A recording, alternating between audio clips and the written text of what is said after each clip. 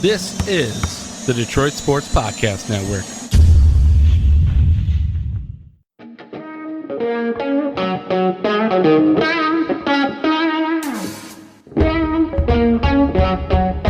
The biggest icon in podcasting.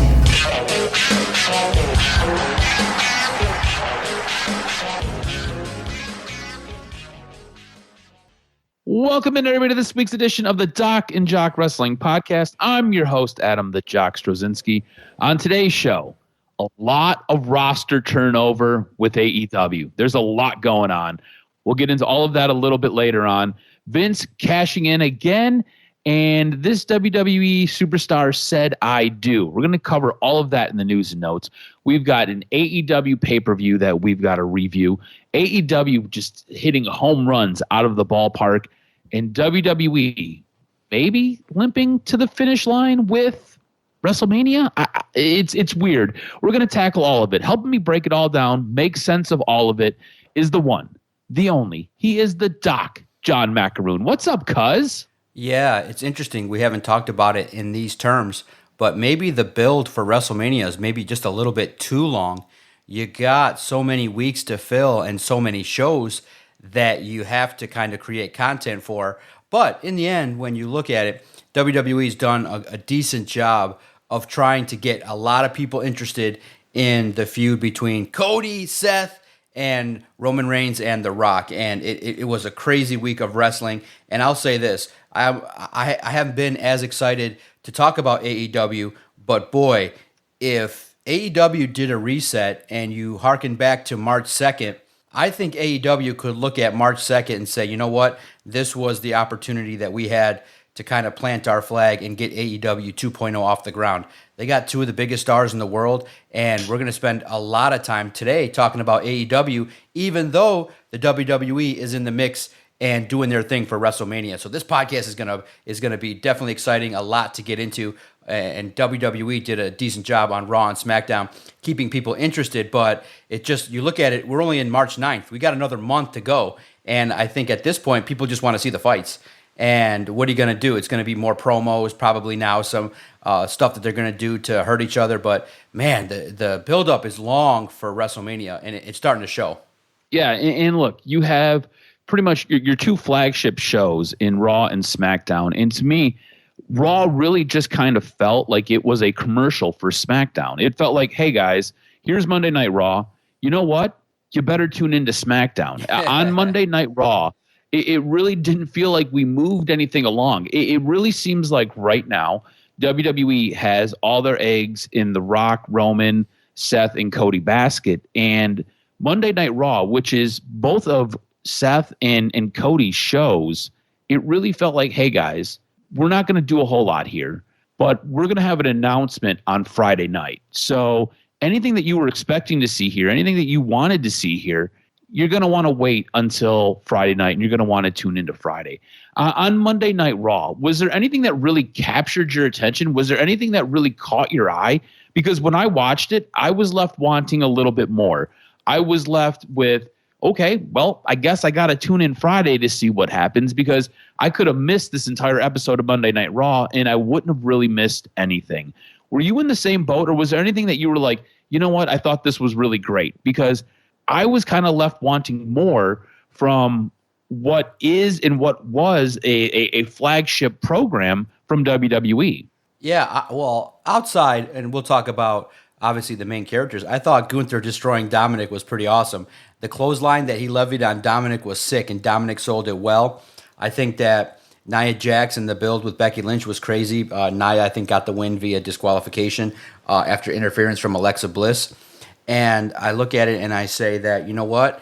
The mid-card is firmly in a position where they can do a lot of things. Andrade defeating Apollo Crews was interesting. Obviously, you can't ever discount the Judgment Day. They defeated Imperium. I thought that match was very interesting. And then, you know, the one note I made was, man, Sami Zayn has fallen off. Like, in terms of where he was at a year ago to where he's at now, it just seems like that's a character that should be way higher than he is. And now he's fighting Ivar on Monday Night Raw. So those are my notes from Monday Night Raw. But yeah, it's all highlighted and predicated by the fact that Cody and Seth were going to be advertised to be going to SmackDown to answer The Rock. And what's been crazy, cause in WWE, is The Rock doing 10-minute promos on social media has been probably better than anything that shows up on TV. So that's not really good because of the fact that you got all these characters that can cut promos. But on Monday Night Raw, there was nothing really that stood out in terms of anything anybody said in the microphone.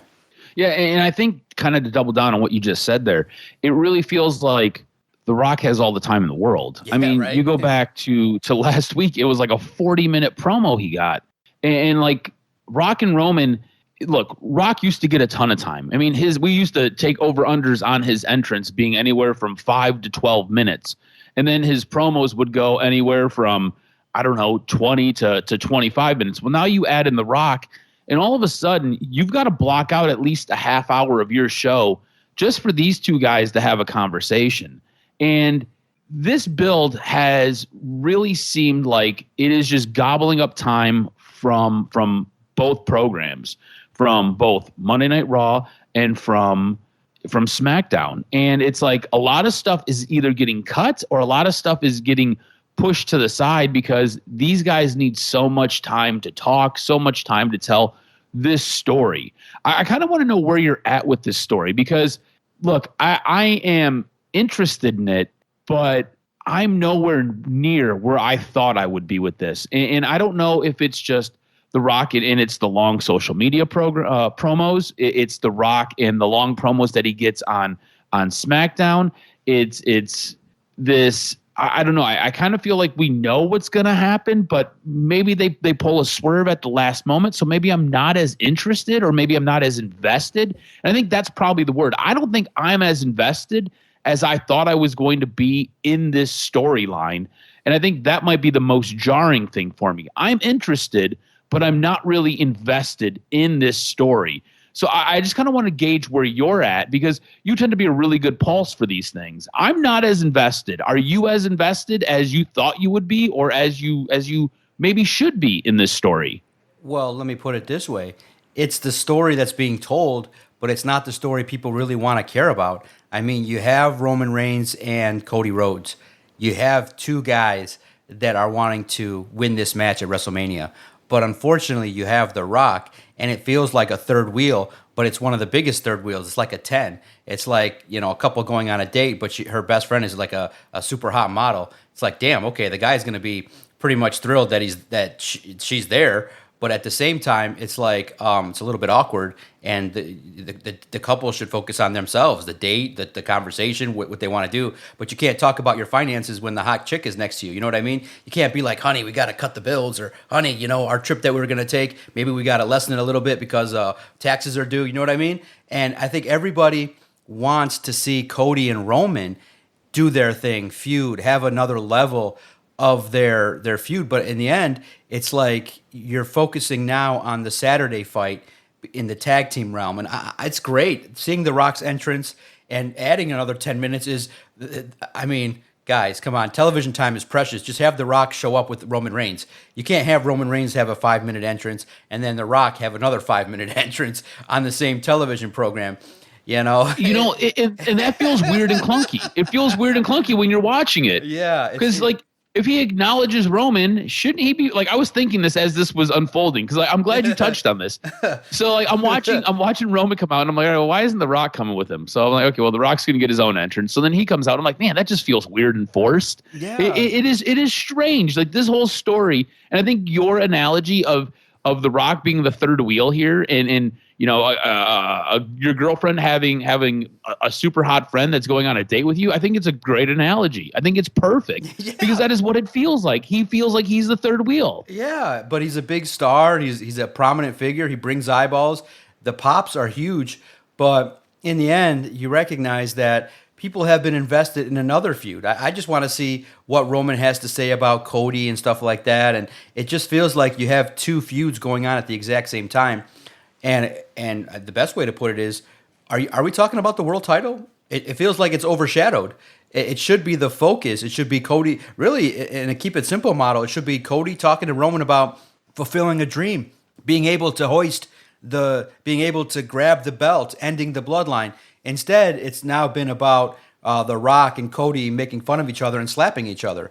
So it's just a build that it's just unfortunate because I think they started knowing that The Rock wanted to be involved, but where do you put him? You can't put him with Sami Zayn. You know what I mean? You can't have The Rock fight Andrade. So you got to stick him in the biggest thing, And so that's what's difficult is that you got the 4 stars, and and also too, we don't want to be too negative because The Rock is a big star. But I think Seth Rollins said it right. You've had your time already. Now this fight is another match that is going to take away from another guy getting an opportunity, maybe like a Sami Zayn or a Jimmy and a Jey Uso. You're overshadowing, and this match probably is going to need 40 minutes. So, are you going to have a situation where Jimmy and Jey go 12 minutes in a feud that is really invested that people would love to see? Or I feel like that feud should get a ton of time. Yeah, or Bianca Belair's you haven't even really match. spent any time building to this. Yeah, or Bianca's match, or a female match that you could go and have more. It's unfortunate, and it does reek of like really history where an old timer comes in and takes up a big spot, and if you're one of the other stars, you got to be a little frustrated because you're like, well, The Rock is Triple H's boy. They're never going to go away from a historic. I guess the best way to put it, cuz, is The Rock is the new Hulk Hogan. And he's back, and he needs some time, and he needs some attention, and he's right there in the main event.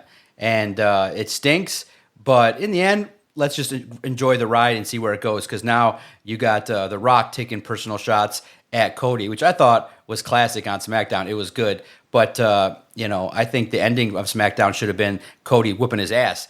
Men slapping each other, I think in 2024 is a little less aggressive than you want. All you got to do is, dude, you call me a mistake to my face, I'm going to kick you. I'm gonna throw up a wrestling punch.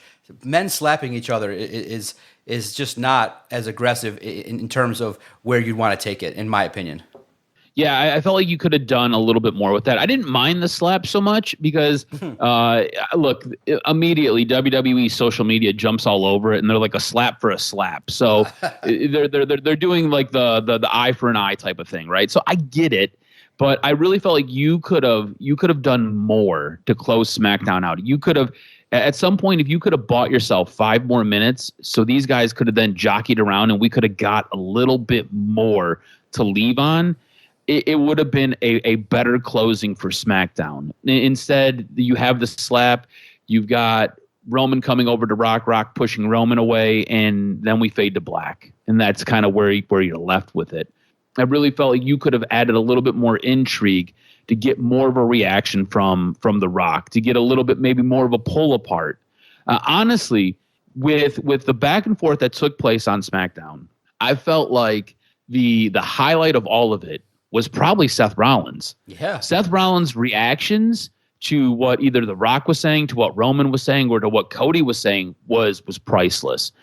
Seth Rollins getting in The Rock's face and basically screaming at him, I thought was brilliant, and I thought was incredible. And look, you have The Rock really walking this line of possibly saying something that is not going to go over very well and could really get cancel culture involved. He runs this very tight line where he is about to say something that is going to offend somebody. You know what I'm saying? That probably rocks a Skittles colored flag. And it's incredible to see him walk that line and not cross over it, because he walks right up to it and he basically licks it and then he puts it back on the shelf. And he's done this for weeks now, and he does it specifically with Seth Rollins. And Seth Rollins does a really good job not really letting it get underneath his skin. But it is incredible to watch The Rock cut these promos and say these things that are almost obscene. And almost at this day and age, where when Seth Rollins basically calls him a prehistoric dinosaur, it is amazing because the promo that he cuts is very prehistoric. If you really look at the verbiage that he uses and you look at the things that he says, it is very inflammatory for this day and age, which back in the day when The Rock was The Rock and The Rock was in the Attitude Era, those things weren't inflammatory. Those things weren't taboo. What he says now, he walks right up to the line, and Seth Rollins does a great job of being that foil for The Rock. I think Seth Rollins is probably the most underrated player in all of this. If you look at that promo from Friday night, you had Roman saying something, you had The Rock saying something, and you had Seth saying and doing things. And really and truly, I kind of felt like Cody was the lost man in all of this. And that's who the story is supposed to be centered around. And that is who everybody was trying to center their story around. But to me, it kind of felt like Cody got lost in the wash. I don't know. Did you see that at all? Did you feel like that at all? Did you feel like Cody maybe kind of got lost in the mix between what was going on with Roman, what was going on with Rock, what was going on with Seth? And you know what? If you really want to double down on it, I kind of feel like Roman's been a little bit lost in this storytelling. And the story's supposed to center around Cody and Roman. But I feel like the two main players are kind of getting lost in the mix a little bit. Yeah, because the guys that are saying the things that are the most incendiary are Seth Rollins, and I think that he needs to establish himself after last week calling The Rock diarrhea. And I also think, too, the crowd. Which was great. The crowd was chanting. The crowd chanting that was fantastic. Exactly. And I think, too, you have to, because, look, Cody's established. Everybody knows where his role is. I think you have to kind of, and the thinking would be, okay, we need to establish Seth as being a player in this match. He's not just a throw-in. You know what I mean? So at the same token, you recognize that, you know what, I just think people want to see Cody and Roman. And yeah, I think the attacks really on Seth Rollins' attire is bordering on a little bit, sensitive to some people. But I look at it and I say, I think they should just attack Seth's relevancy. Like, you're just a champion that hasn't done anything. You're just a guy that needed a belt for relevancy. And you can go that route as a dig. You know what I mean? And I just think that his attire, his flashiness, it's been fun to poke at. But yeah, it can cross the line a little bit and get some people riled up. But look, these four dudes, the moment that they had in the ring, you could tell yourself, wow, these are the four biggest stars in the company. Let's go and let's get after it. But it just feels like, and here's what it is. It's 2024, and we all sense that TKO and, the company that's made is now taking this new way, this kind of new UFC style of promos and getting everybody time and the way in which they have the fighting, when the UFC, it's kind of similar. But what we're seeing is kind of, we know it's a new way of promoting matches, but it's not fresh. Four dudes standing in the ring insulting each other, we've seen a million times. I mean, at this point, you could even just have, Cody in his house, and there's The Rock, standing outside surveying what's going on. I mean, I think it would be classic if Brandy's doing a yoga class and there's The Rock, just kind of peeking his head in, going, "Oh, I'm just around. I'm feeling the need to do yoga today." And she's like, "What the fuck?" And you need to do a little bit more creative type storytelling here. It seems like we're in a new era, but we're telling the story in the same way, where we are resulting to personal insults, microphone time, 25-minute promos.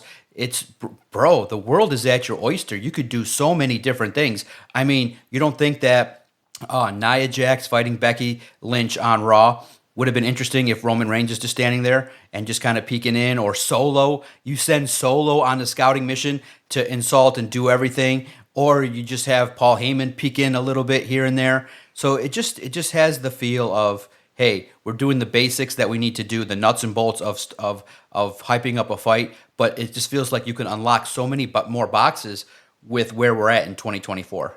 Yeah, I think the one thing that has kind of been lost in this entire build, and this is something that you and I really love. We love the vignettes. We love the backstage creative, the stuff that you can kind of do a lot more with, instead of just kind of doing the same camera angles, standing around the ring and basically waiting for the crowd's reaction. We like the creativeness where you can do something a little bit more intricate, and we're just not really getting that right now. And I think that would add a little bit of a different flavor to it. Because what would be, I mean, I know you can't reference it, but what would be the biggest edge is that you have a pretend TKO board meeting, and they're talking about promoting WrestleMania, stuff like that, and all of a sudden Cody walks in.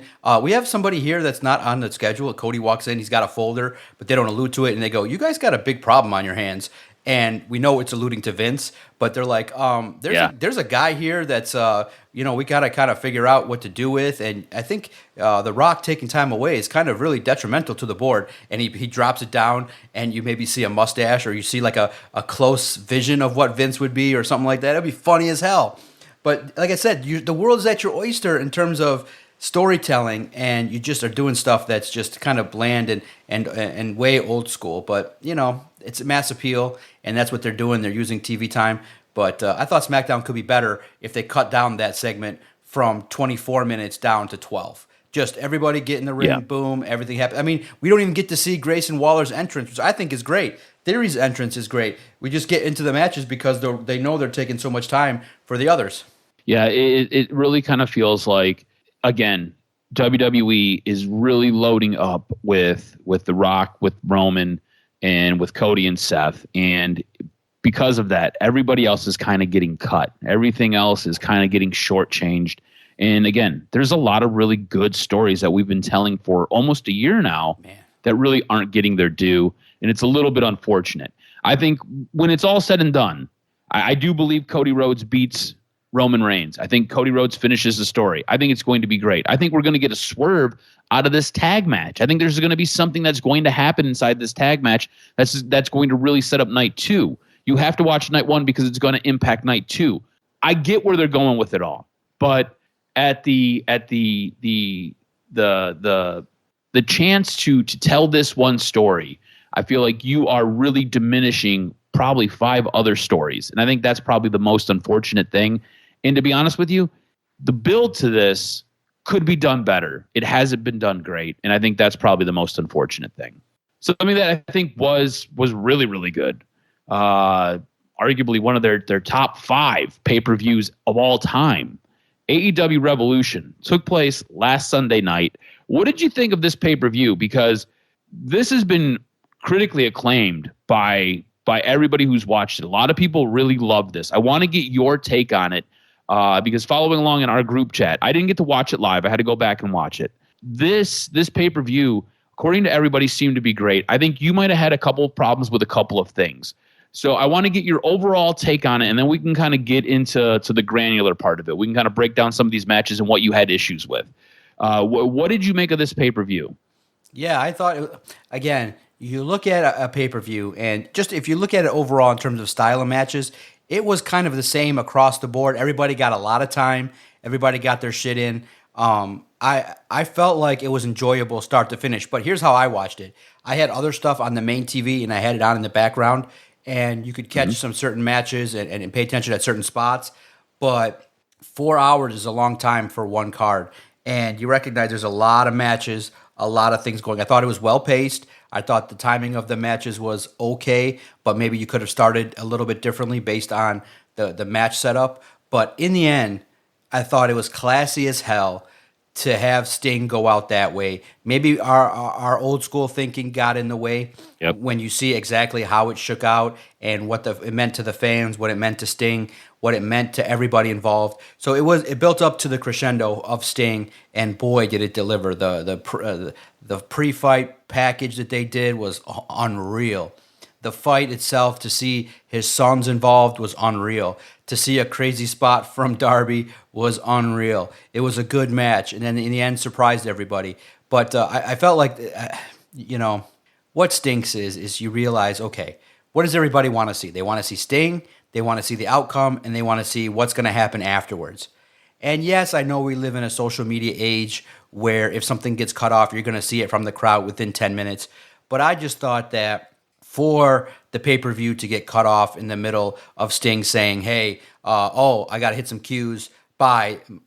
His last words on television are, I got to hit some cues, bye. It's just not, that's not how you would do it. That's not how you want to remember him at all. That's not on a pay-per-view.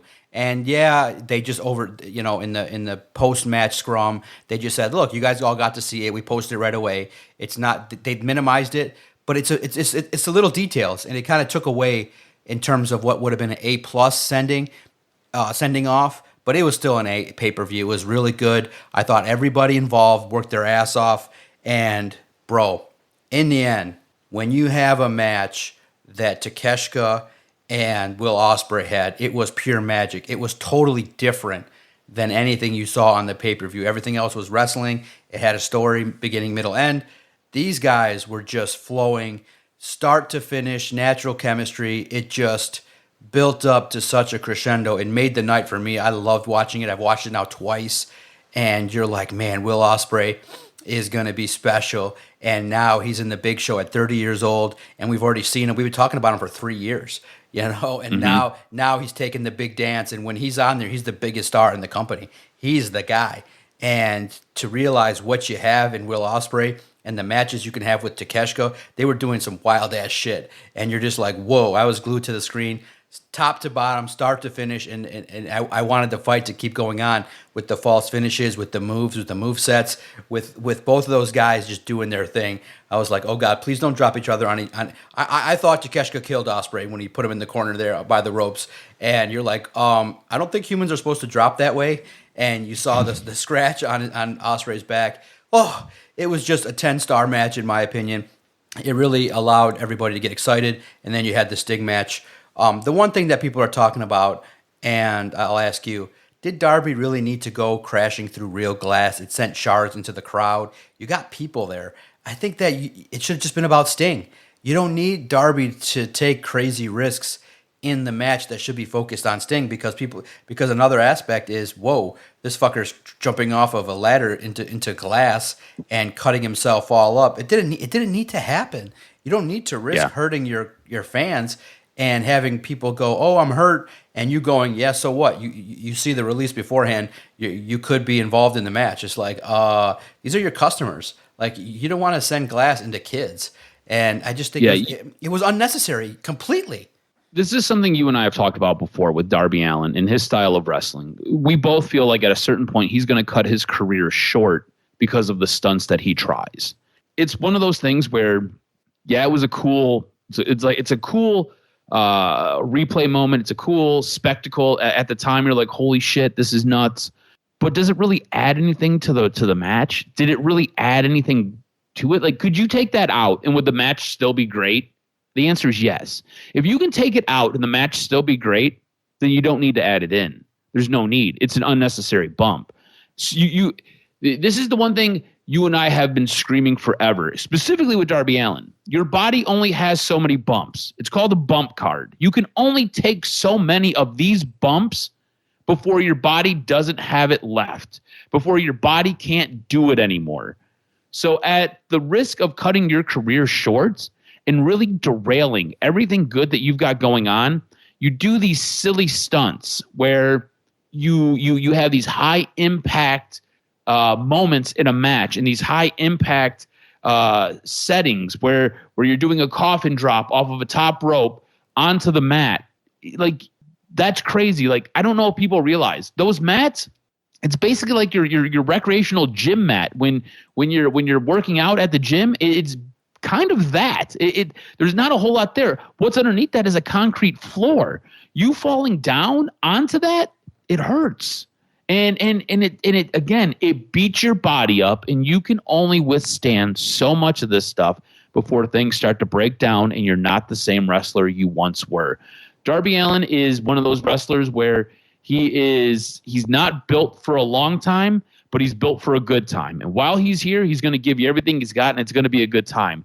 I really wish Darby Allin would start to dial some of these things in and just try to protect himself a little bit. I think he's got a really long, great career ahead of him, but he's gotta slow it down a little bit. He's got to stop with some of those risks.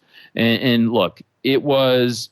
I think what you are saying is absolutely right. There are little nuances that AEW could do to kind of tweak and fine tune things, and you really see a lot of I guess better handling, a lot of more of a deft touch when you start to fine tune and you get a little bit better with your timing, your pacing, your production. All these little things make your product more refined and give it much more of a crisp, sharp appearance. There are still some things with AEW where it kind of feels a little indie show-esque. And I don't ever really want that to necessarily go away, but I do want the production to get better. And I think that could really help ratchet things up. But I do think you're right. It does feel like AEW has hit the reset button, right? You look at AEW's roster and you just go to this pay-per-view and then you go to what took place on Dynamite. You end up losing arguably the best wrestler in the world in Kenny Omega. We don't know how long Kenny Omega is going to be sidelined for. We don't know what's going to happen with Kenny Omega. I do believe at some point Kenny Omega will come back, but Kenny Omega is going to be out for what sounds like a little bit longer. And what does AEW do? They go out and they get arguably the next best wrestler, the guy who actually went head-to-head with Kenny Omega and challenges Kenny Omega to be the best wrestler on the planet. And right now, he is the best wrestler on the planet in Will Ospreay. Will Ospreay's match against Takeshita, wow. There were veterans in the back who had no idea who the hell Will Ospreay was, which blows my mind, but had no idea who the hell Will Ospreay was. And they left after that match saying, this guy is incredible. This guy is fantastic. That was the talk in the back after the match. So you set yourself up there. Then you fast forward to what takes place on Wednesday night when you get the biggest star from New Japan to sign with you in Okada. And it's like all of a sudden you've just reloaded. And the product has been better. There's something that you and I have done. We have killed AEW week in, week out because the product has been stale. It hasn't been very good. You reload now, and you get Will Ospreay. You get Okada. I think we can both agree. Swerve is right now the next best thing since sliced bread. Swerve Strickland has been absolutely fantastic. They're going to do this whole angle with Hangman, and it's going to be good. You get Kenny Omega back. All of a sudden, that roster looks incredibly bloated with a shit ton of talent, and it's going to be really, really good. I think it all started with this pay-per-view, and let's jump into this pay-per-view. Let's start going through some of these matches. We had our pre-show. We get into the main show. We've got Christian Cage, who ends up defeating Daniel Garcia for the AEW TNT Championship. It feels like this upcoming week, you could have Christian Cage lose that belt to Edge or Adam Copeland. Adam Copeland showed up on Dynamite and hit Nick Wayne with a chair and then chased Christian through the arena and challenges him for that TNT Championship. I do believe you could see that belt change hands. Either that or we're going to get a prolonged storyline between these two, and we'll continue it to a pay-per-view. Eddie Kingston ends up defeating Bryan Danielson for the AEW Continental Championship. He retains that. In the end, Bryan Danielson has to shake Eddie Kingston's hand. What did you make of this match? You and I are both Eddie Kingston fans. Both of us love Bryan Danielson. Eddie Kingston earns the respect of Bryan Danielson, and this sets Bryan Danielson up for his next storyline versus Okada, which we'll talk about in a little bit. What did you make of this match? Oh man, it was great to see afterwards where Eddie Kingston was like, man, all I wanted was to gain the respect of the boys. And Eddie Kingston, look, still rocking the singlet, still doing the thing that, wearing sweatpants and Timbs. Yeah, he's got it. Like I said, I think he can just drop 5 pounds, get a little more muscular, and look a little bit less like a guy. He looks like the Brooklyn Brawler 2.0. Like you gotta step it up a little bit. And it was crazy. And I think something people noticed was a lot of wrestlers on this pay-per-view were wearing black tights across the board in terms of all the male wrestlers. And you recognize that the flair and the dramatics. I just think Eddie Kingston's presentation, his in-ring work is fine. His respect level's fine. I just think you got to change it up a little bit in terms of his ring attire. He's got to be a little bit more serious. I mean, I don't mind if he just wears blue jeans, black blue jeans, and go topless. You know what I mean? You got to just go do your thing or wear a T-shirt, But in the end, the match told a good story. And it stinks, though, because I just wish there was another wrestler that could have taken the loss that would have given Kingston some respect. Because Danielson's a big-time wrestler, but kind of feels like he's going the AJ Styles route right now where he's a big star, but he's putting over the card and the roster right now. And it's just unfortunate because Danielson should be a champion, should be in the mix, but it feels like he's just going from feud to feud and not really, winning some of these matches, which is interesting to see where he goes in 2024. Well, I wonder if that changes with Okada showing up and Okada now coming to AEW. Like I said, we'll get to some more reaction of that a little bit later on. I'm expecting a long feud between those two. I'm expecting him to get a big win over Okada at some point. I don't know if Okada goes 2-1 over him, or maybe Danielson goes 2-1 over Okada. I would assume that Danielson would be in the position to help put Okada over since he's the new guy. But I think he gets a big win over Okada at some point, and I'm assuming we're going to get a best 2 out of 3 here. What are your thoughts on that future match since we're talking about Bryan Danielson? I think it'd be great. I think there's a lot of great matches that he still got left. You realize that, he's a leader, he's a great wrestler, great in-ring technician, and man, it's going to be great to see all the feuds with Ospreay, Okada, with Omega when they come back. You realize there's so much that they can do if he splits away from the Blackpool Combat Club. You just go back into feuds with, Claudio or John Moxley. There's so much they can do with Bryan Danielson. That'll be great to see. I expect him to do a lot of good things, and I think that he represents kind of what AEW is, a veteran leader that does a lot of good things. As long as he's not fining the boys in the back for their behavior and he stays away from the backstage politics, then he'll be okay moving forward. All right, after that, we've got Wardlow winning the All-Star Scramble match. No big surprise to either one of us there. Something a little bit shocking to us, and we talked about this. We kind of dove into this match a little bit, and we kind of had the conversation. Roderick Strong ends up defeating Orange Cassidy. We both picked Orange Cassidy. When we were giving our predictions, I said I feel like Roderick Strong should win this match, especially if they want to help make the Undisputed Kingdom relevant. Roderick Strong and Orange Cassidy put on a banger of a match, and Roderick Strong comes out the winner in this match. What did you make of this match? At the end of this, you get Kyle O'Reilly showing back up. Kyle O'Reilly's been off TV for 2 years, going through a neck fusion. Roderick Strong invites him into the kingdom with him, and Kyle O'Reilly basically says, "Nah, I got to do it my own way." What did you make of all this? I thought this was a great match, and I find it interesting that Kyle O'Reilly said no to Roddy. Yeah, it was good. You actually, because when the match ended, I went back and listened to our podcast because I thought you had said that, in order to establish Roderick's faction, that it would be really great to get him the win. And it was actually really fair, really good analysis, but I just thought that, you and I both thought that Orange Cassidy was the bigger star. And you realize, man, Adam Cole doing his thing, getting that group, handling their business. And Roderick Strong, I think, looking back at it, I think it's great for him to be the AEW International Champion.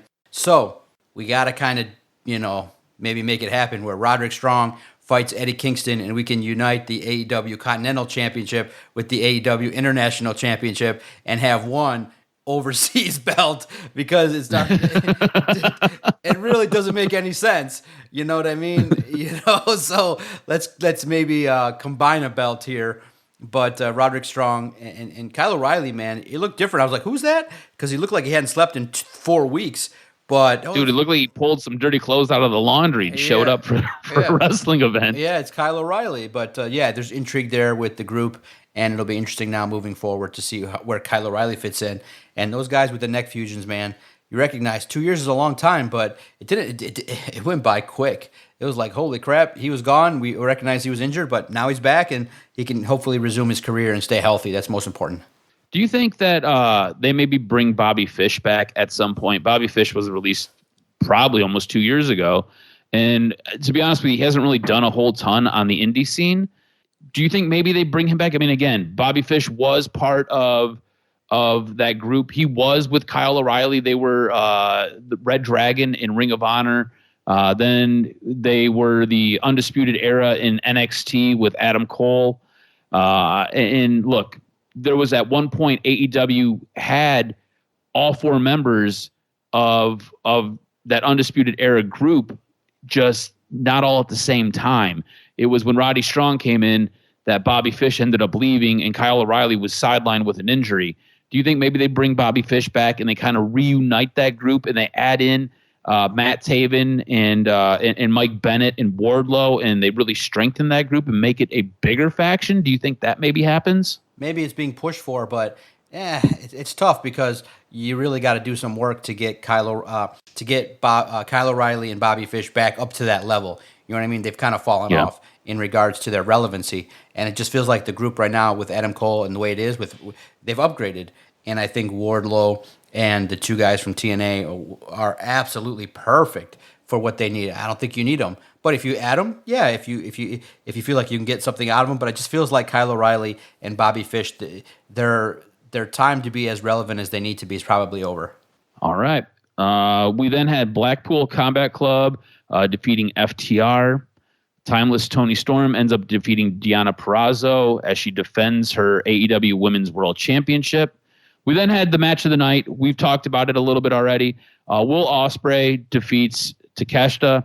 Fantastic match. Like, if you could give it as many stars as you could give it, this was that match. Will Ospreay announced himself to the AEW crowd, to the AEW world in this match.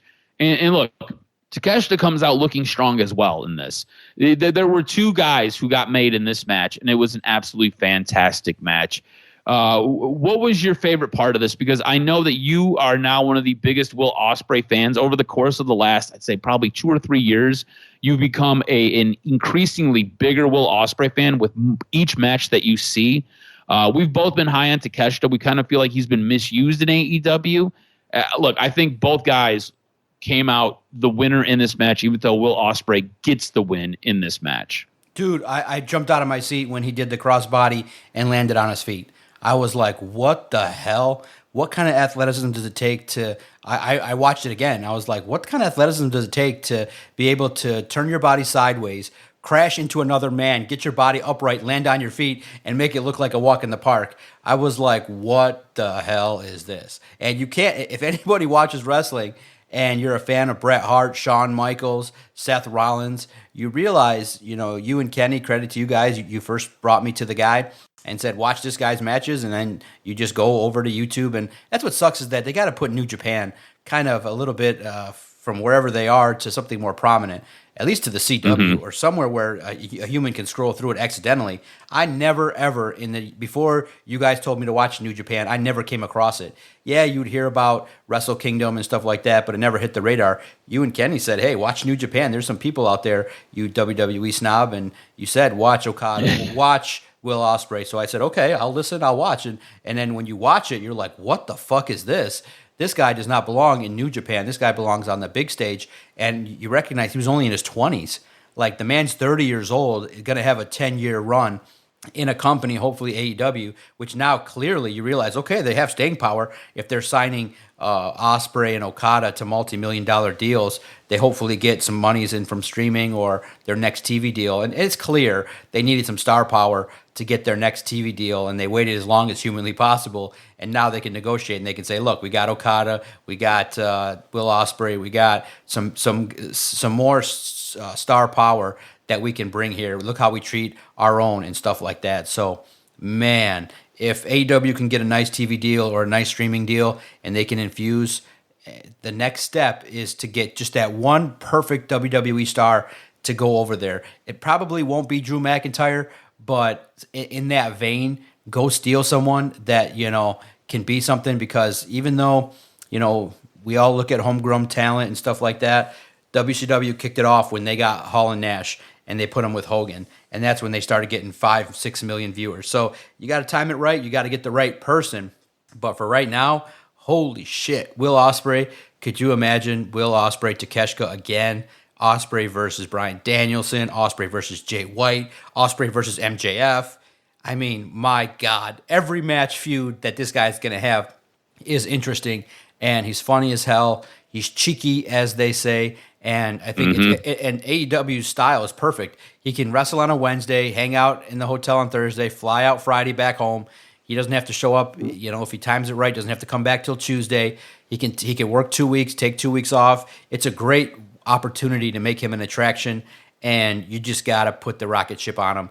And I don't know if it should be him that defeats Samoa Joe. I don't know if you take it slow and you have him start by winning the AEW combined Continental Intercontinental Championship, whatever. Win them both. The overseas belts. Yeah. He starts with the overseas belts, and he goes through Kingston, goes through Roderick Strong, and hopefully then they go, you know what, fuck it, let's just give him the overseas belt and call it something cool. And then you go about his business, and then he works his way up to Samoa Joe or whoever it is that takes it off of Samoa Joe. But the future's bright with Will Ospreay. Super athletic, does all the moves. I just kind of love it that he does the Styles Clash. It always looks a little bit awkward because it's not AJ Styles doing the move, but it looks good. The crowd loves him, and man, he's going to be a star. It's just weird because the only note I put was his involvement with the Callis family is kind of out of place. Like, just the man should just be his own man. Like, I'm part of the Callis family, but it's like he's a member, but not like a member doesn't attend the meetings. It's like, okay, you know what I mean? It's like by name only. Like, I don't know. I don't think that that's needed in any kind of capacity because Will Ospreay doesn't need a faction to get over. He's over. He's the star of the faction. And then look, he goes on then to have another banger with his boy Kyle Fletcher, and Kyle Fletcher gets over because Kyle Fletcher's a star. He already had the rub from his friendship with Will Ospreay, but then they have another TV match. Do you realize both of those guys are so young? Yeah. Like Will Ospreay and Kyle Fletcher. I think Kyle Fletcher's like 25 or 27. Yes. And he looked like an absolute stud on Dynamite. And you've already talked about Will Ospreay being like 30. Like, these dudes are so young and they're not even in the prime of their career yet. It's crazy. They're 5 years away. Kyle Fletcher's 25 years old. And yeah, exactly. When Will Ospreay hits 35 to 40, if it's a 5-year deal, I mean, you make the run, maybe you get the WrestleMania run, but it just feels like AEW is the right spot for these guys right now. It's the wrestling company, and he doesn't need to be the star. I think that great opportunity for him to get all the work that he needs to reach his potential in AEW right now. You know what's funny? A lot of times I watch these weird videos on Facebook or on YouTube or whatever it is, and as a wrestler, you don't really hit your prime of your career until you're about 40. You know, it's that window between like 35, 36 to like 42. Yes. That's generally your prime. That is when you've kind of put all the pieces together. Yes. You're able to cut that great promo. You're able to build that story. You're able to do what you need to do. There's a lot of wear and tear on your body, but you figured it out. You know when to put that big bump in. You know how to sell. And it is in that window. And you're looking at a guy right now who is 30, who's not even close to that yet, who is approaching his prime, but he is still years away from it. And a guy like Kyle Fletcher, who is many years away from it. He's a decade away from his prime, a decade plus away from his prime. And these guys are giving you awesome matches and telling incredible stories right now. You know what? Another incredible story that we go ahead. I do want to ask because it's interesting because AEW does have a lot of older wrestlers. It seems like the model is all the younger wrestlers from like 27 to 35 are hyped up by WWE, and then they can go off to AEW. I think that's not bad, but I think too a situation in which an Ospreay, where he does a lot of his work from 30 to 35 in AEW, then like the AJ Styles model, where you get your career going, and then you have that run from 37 to 47, where you go 200 days a year. I think AEW promotes longevity. In that thinking, if it was you, which way would you like it? Would you like to be a star first and then grind 200 days a year in WWE? Or would you like to kind of put the wear and tear on your body early, get the money, and then, because I think I would like that. I'd like to start off at WWE, 28 years old, work 4 or 5 years, become a big star, command big money, and then you're 33, and then you go, you know what? I used to work 200 days a year. Now I'm going to work 100 days a year, double my money, and then go that route where you can then go, you know what? From 33 to 50, I can wrestle and be fresh and have a long life. I would go WWE, AEW in a career if you're a big time wrestler, because I think AEW's schedule is great. Like, cause the WWE schedule is sick, bro. When Cody Rhodes puts up his schedule, he's working 16 dates a year. 16 dates a month. And I'm like, my God, dude, that's a lot of dates. Probably he's in the 150 to 175 range of matches, but that's a lot of matches. And I think AEW is probably a third of that, where all these guys are wrestling 60 matches a year. Yeah, I would go definitely with WWE to AEW just because I feel like there's WWE does a really good job of helping you learn parts of the business. By reps, yep. And by being younger, your body can withstand that a little bit. By the time you get to AEW, you'll be like, oh man, this is a vacation. Let's go. Yes. Like, am I even doing work? You know, you'll be so trained on doing 200 plus, almost 300 days a year that when you get to doing 100, you're like, holy cow, I'm working half the time and I'm making more money. Let's go. Let's go. So, that's the way I would do it. To kind of wrap up this pay-per-view, we had a fantastic AEW World Championship match. We had Samoa Joe, who ends up defeating Swerve Strickland and Hangman Page. A really good job by commentary to sell Hangman in his motives to end this match. So during this match, as it was unfolded, Swerve and Hangman were getting lost in the sauce, and just their hatred for each other really kind of detracted from them winning a championship. They were just trying to hurt each other. In the end, you have Samoa Joe get Hangman Page in his submission move, and Hangman ends up tapping out, and commentary did a good job. Did he tap out because he needed to tap out, or did he tap out to prevent Swerve from winning the belts? Yes. And it was a really good job to leave you on that little bit of a cliffhanger. Hangman Page has some personal things going on. He has been written off of TV for a little bit. Now leaves Swerve there to face up against Samoa Joe. You've got Wardlow in the mix as he won that AEW All-Star Scramble match. So you've got a lot of really good things here. A multifaceted story, leaves you with a bit of a cliffhanger. So when Hangman comes back, thought it was really, really well done. Then brings us to our main event. Sting and Darby Allin end up defeating the Young Bucks for the AEW World Tag Team Championships. A little bit of behind the scenes.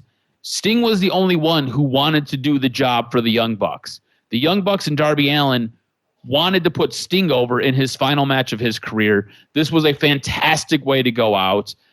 This was really well done. We've kind of touched on what happened with the ending of it all.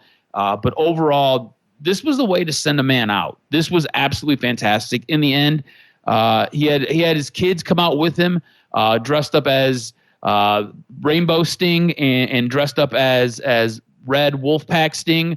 It was really, really fantastic. It was a great sending off of an icon, of a guy who gave us a lot of great memories as kids. Sting has ended his career, and he ended his career as the AEW World Tag Team Champion. And they will now put those belts up in a tournament, and we'll see who wins those. But because of all of that, we now have a champion of our own. Doc ends up winning this year's Calling the Card. We end up splitting the points. We end up getting 1.5 each. You end up winning by 2 this year. You ended up defeating me 15-13 in the Calling the Card.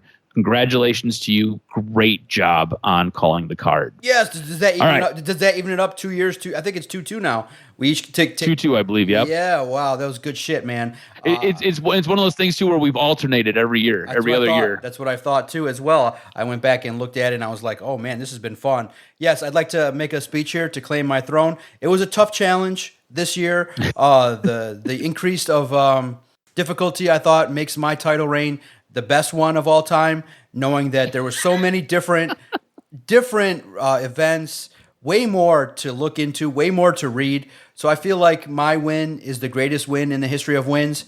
And predicting matches is not easy, knowing that, bookers can change things on a whim. We predicted 28. I got over 50% of the wins. So I feel like my title range will go down in the Mount Rushmore of predictions. And I can't wait to defend my title in 2024, starting with WrestleMania. Thanks everybody for all your support and riding along with the journey. It meant a lot to me to have you guys know that I had your support all year, and I came through in the end and defeated Adam, who was a worthy opponent, but not good enough to supplant the man, the legend, the DOC. Thanks, everyone. Let's go, baby. And I want to ask you this, though, because we didn't touch on it.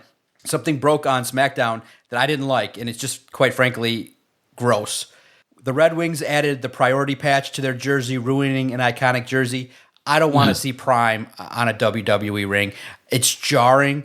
It's different. Yeah. I know it's money. Put it on a rope. Put it on a turnbuckle. Put it in the corner. Turnbuckle. I don't need. When I saw it, it looked hideous.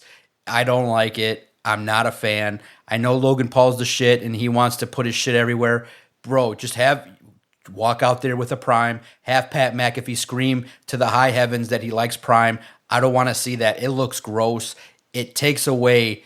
It's too big. It takes away, I think, a clean ring is what everybody's been seeing for 50 years. So I didn't like it, and I was like, oh, man, forever? I hope they were trolling, but I could see them doing it. And someone posted a picture of the UFC ring now where it's just littered with sponsorships. look, I get the money aspect of it, but man, I'm not a fan at all. Yeah, I don't like it either. It was jarring, and Yuck. honestly, it's a little bit upsetting because, like you said, put it on a turnbuckle, put it on a rope, put it anywhere, Wear your anywhere shirt. else. Wear We don't a need Prime it. shirt. Where everybody in the arena can get a Prime shirt, Prime Day, whatever you got to do. I don't need to see it on the ring. All right, cuz, is it that time of the show? Is it time for professional wrestling news and notes? Yes, sir. You ready? I'm ready. What made your list? I know a lot of big things have happened. I'm very curious. What made your list? All right, AEW is adding to its growing pay-per-view list. Originally, AEW had its big 3 or 4 pay-per-views, with Tony Khan recently saying he'd like to get it up to about 9 pay-per-views a year. Well, at Revolution, AEW announced that their next and newest pay-per-view will be AEW Dynasty. This pay-per-view will take place in St. Louis, Missouri on Sunday, April 21st, 2024. What do you think about this increase for AEW pay-per-views? At this particular pay-per-view, we're going to get Danielson Okada. It's already been announced that's going to be the match. So what do you think about expanding, going basically doubling and tripling your original number of pay-per-views? I kind of feel like it's a little bit too much. But 4 or 5 is a little too little. So I think that 8 to 10 is a sweet spot for a company because you need to kind of bring end to a lot of these feuds. And that's what we've said. You can't have feuds that last 3 months. That's kind of what diluted, I think, a lot of the television situation. So I like it. 8 to 10 will be good. And I love the fact that the New Japan ones are going to stick around. So I think that the increase will just only increase revenue, which is good for overall for the company. All right. While AEW adds a pay-per-view, they have lost a wrestler. Late last week, it was rumored that Mike Santana is no longer with AEW after being removed from the company's roster page. Late on Monday, Fightful Select was able to confirm that per sources close to the wrestler, Santana is officially done with AEW. Santana and AEW parted ways last week. The report noted that Santana hadn't been backstage at an AEW show in months. Despite this, Santana has been active on the independent scene. His most recent match took place on Sunday, March 3rd, at an ETU event. There are some more subtractions coming for AEW, though. On Thursday, Kevin Kelly was rumored to be removed from the AEW roster page, and it was being reported that he was absent from Saturday's AEW Collision taping. At the Collision taping for the show set to air this Saturday night, which would typically feature Kevin Kelly, Tony Schiavone, and Nigel McGuinness on the call. Only Schiavone and McGuinness were seated on the commentary booth. Recently, Kelly made comments on social media about his position in AEW, which caused some controversy. According to PW Torch, Kelly gained a lot of attention when he went on Twitter last weekend and accused ROH announcer Ian Riccaboni of sabotaging his career and of libel. When you go out of your way to intentionally mischaracterize my raising awareness of global horrors of child trafficking to a fringe conspiracy theory that everyone knows is bullshit in order to hurt my career and standing in the industry, that is, at the very least, a libelous, wrote Kelly. Kelly would also post about his dissatisfaction with how he was being used in AEW typing, but the idea of what I bring to the table is lost there because Ian libeled me, wrote Kelly. So I sit on the bench, valued by my peers, waiting to get my number called. Keep asking why, but get pushed aside. It's okay because there's no one better than me. Ask the ones who know, and they'll tell you. Per PW Torch, due to this, Kelly was fired by AEW.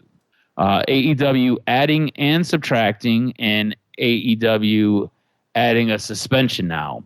A current AEW star has been suspended by the company following the fallout of a recent television match they had. On the episode of AEW Rampage taped back on February 14th, Sammy Guevara faced off against Jeff Hardy in singles action. During the match, Hardy suffered a concussion, with Guevara then proceeding to hit his finisher, the GTS, on Hardy. After the match, Hardy could hardly stand without help and needed assistance to get to the back. In an update from Fightful Select, AEW has since suspended Sammy Guevara in relation to the match as the concussion protocol was not followed, and Sammy hitting Jeff with his finisher was not supposed to have happened. Fightful was not given any specifics on how long Sammy's suspension will last. Sammy worked a no disqualification match with Powerhouse Hobbs back on February 24th episode of Rampage, with the belief being that this was a way to write him off television. This will be Sammy's 4th suspension since signing with AEW, and there is no timetable for Jeff Hardy's return to AEW. Sticking with the Hardys, Jeff's brother Matt is said to have his contract expiring soon. Speaking on his Extreme Life podcast, Matt Hardy confirmed that his contract is set to expire in March. Hardy joined AEW in March of 2020. Vince McMahon is cashing in again. A new SEC filing by WWE's parent company TKO reveals that Vince McMahon is selling nearly $412 million of his company's stock. The filing was submitted on March 4th, 2024. It notes that McMahon is selling 5,350,000 shares of Class A common stock. That comes to a value of $411,950,000. The approximate date of sale is listed as March 4th, with Morgan Stanley as the broker. As noted by Brandon Thurston of WrestleNomics, McMahon still owns about 9% of TKO stock after this transaction, which is about 15 million shares. It's a ton. It's a ton of money. This WWE star said, "I do." So finally, WWE star Dominic Mysterio, real name Dominic Gutierrez, was wedded to his longtime girlfriend on March 7th, 2024. Dirty Dom met his real-life partner over 10 years ago at the age of 14. Dominic Mysterio announced his engagement to Marie Juliet in January of 2023. Among his groomsmen were fellow WWE stars Damian Priest and Austin Theory. Rhea Ripley, Mommy, also attended the event. It looked like it was a good time. As he was trying to make an announcement and give a speech, he was booed heavily by the crowd. It was actually a pretty cool video to see. And that's going to do it for this week's wrestling news and notes. Make sure you follow Adam on Twitter at AdamRSTROZ. Follow the network at Detroit Podcast. A great hour breaking down the world of professional wrestling anywhere that you subscribe and listen to your favorite podcast. Just type in Detroit Sports Podcast and our content will find you. A great week. AEW Revolution really put a spark in a lot of people because now you got AEW on the rise. You got some intriguing storylines with some top stars, and you don't even have Omega back yet, which will be interesting to see when he officially makes his return. I can't wait for next week to break down, again, how Seth Rollins and Cody Rhodes progress after the slap heard round the world. Cuz, thank you so much for spending the hour breaking down wrestling. I can't wait for next week for the latest and greatest edition of the Doc and Jock Wrestling Podcast.